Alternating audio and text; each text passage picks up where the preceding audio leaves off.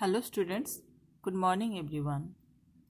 Students, we have already discussed about the very short answer questions and the short answer questions. Now we will discuss about the long answer questions. So first question, why do we need standard units of measurement? So answer is, for proper dealing, each measurement must be the same for everybody. Thus, there should be uniformity in measurement.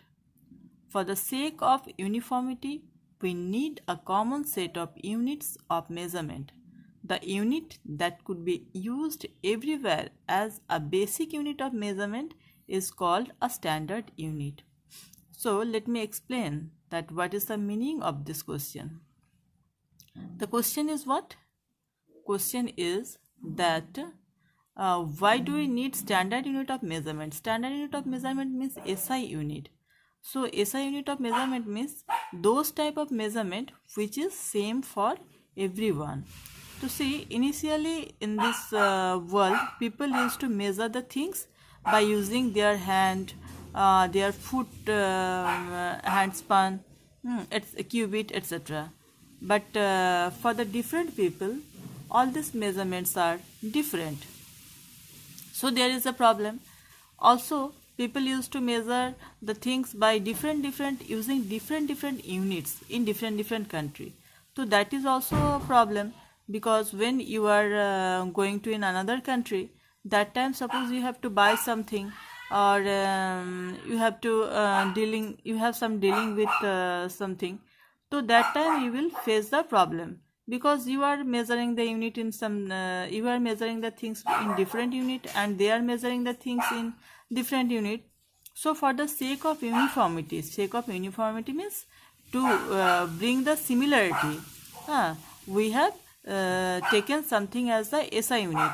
SI unit means that type of unit which is same for the whole over the world, because nowadays whole world is connected, and we are in business with the whole world. So SI unit means those type of unit which is same for the whole world. So we need standard unit of measurement for the sake of uniformity. Hope this question is clear to you. Next question. Mention the precautions to be observed while measuring the length of a pencil using a ruler. See, answer is what? The scale should be placed along the length to be measured. The scale should be placed very close to the object to be measured. See, whenever we are measuring something, we should place the pencil should be kept along the length to be measured. Along the length means it is along the length means in this way. Okay, you have to keep this pencil in this way, and it should be very close to the pencil and the pencil should be very close to the scale also. Why? Otherwise the measurement, there may be some mistake in the measurement. Here we should keep our eyes in line with the point of measurement. Means we have to keep our eye in the line with the point of measurement. That means, suppose we are taking the measurement, so we should not look towards from a corner or from any side. You have to just see horizontally, so that otherwise the measurement, there may be some mistake in the measurement. The third point is, we should not start measurement from the worn out or damaged end of the scale. Means suppose your scale is broken, so you should not take measurement from there. You will skip one point, and after that you will take the measurement. Next question. While measuring the length of a metallic rod, the reading of the scale at one end is 8 centimeter and the other end is 33.7 centimeter. What is the length of the rod? To see, first reading on the scale is equals to 8 centimeter and second reading on the scale is how much? That is 33.7. So the length of the rod will be what? That is the 33.7 centimeter minus 8 centimeter, that is 25.7 centimeter. Simply you have to differentiate between the final reading to the initial reading and you will get the result. Name the types of motion executed by a rolling body. Give one example of rolling motion. Name two types of motion executed by a rolling body. You know that rolling body executes two types of motion. And give one example of rolling motion. So you have to give one example of the rolling motion. So two types of motion executed by a rolling body are translatory motion and the rotatory motion. For example, the motion of a cylinder or an inclined plane.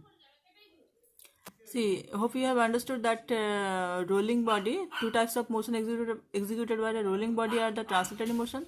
Translatory motion means the motion in which the body is propagating front, towards the front. And rolling motion also, why? Because the rolling, its wheels are executing the rolling motion. So there are two types of motion in a rolling body. One is translatory motion, because of which it is propagating towards the front, and other is the rolling motion, which is executing by its wheel. Next question. Define circular motion. Give one example also. The motion of a body along a circular path is called the circular motion. Circular motion is a special type of the curvilinear motion. For example, whirling of a stone tied to a string. So it is given that defines circular motion. So what is circular motion? The motion of a body in which along a circular path is called the circular motion. Means when a body is moving in a circular path, that is known as the circular motion. That circular path may be any type of circular path or a circular thing also. That is a circular motion. And give one example. Circular motion. One example of circular motion is what? Whirling of a stone. Suppose you have taken one stone and you have tied it with a rope and you are whirling it around you. So that type of motion will be what? That motion will be circular motion. Next, take the odd one out, giving the reason. So the topics are what? That is aeroplane, bus, railway train, ship, bullock cart. Bullock cart. Okay, so what is different? What is odd? That is bullock cart. Why? See, aeroplane, bus, railway train, ship, etc. are what? Because all these things you can see that they are moving by the fuel, but bullock cart is moving by the animal. Also you can write that bullock cart is a very old type of vehicle, and all these are new. So these are the difference. So main difference is what? That is, it is pulling by the animal, and others are pulling by the fuel. Next, meter, kilometer, yard, centimeter. So which one is different? That is a yard. Why yard is different? Yard is long out of use, and others are new. Also others come in MKS system. Others related with the MKS system. And this one is old system. Some old relating with some old system. MKS system means meter, kg and second. Number 3. Handspan, palm, foot, cubit. So which one is odd? That is the foot.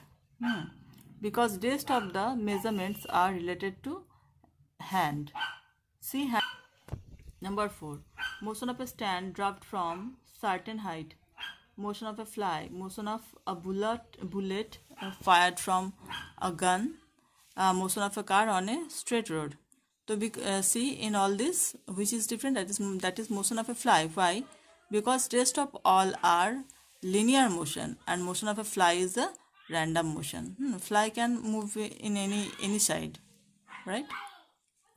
Next one, motion of the moon around the earth, motion of the earth, motion of the sun, motion of merry-go-round, and heartbeat in a healthy person. So which one is different? That is the motion of the moon around the earth. Why? See, because rest all are periodic motion, and motion of merry-go-round is the rotatory motion. Okay, so hope you have got some benefit from this video. Please go through it carefully. Bye bye. Thank you.